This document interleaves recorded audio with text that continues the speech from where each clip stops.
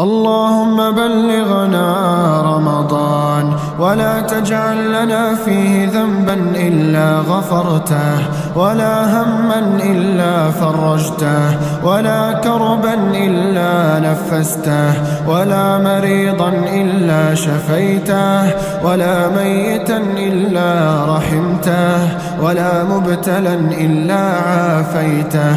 اللهم لا تحرمنا فيه أجر الصيام ولا القيام ولا أجر قراءة القرآن. يا خالق الكون والوجود، لمن نشكي وأنت موجود، بابك لم يكن مسدود.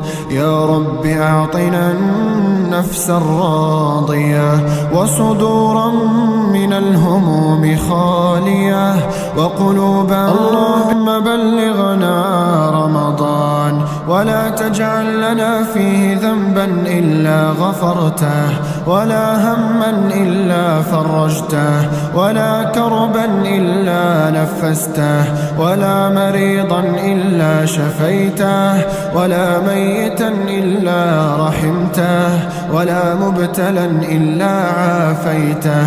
اللهم لا تحرمنا فيه أجر الصيام ولا القيام ولا أجر قراءة القرآن. يا خالق الكون والوجود، لمن نشكي وأنت موجود، بابك لم يكن مسدود. يا رب أعطنا النفس الراضية، وصدورا من الهموم خالية، وقلوبا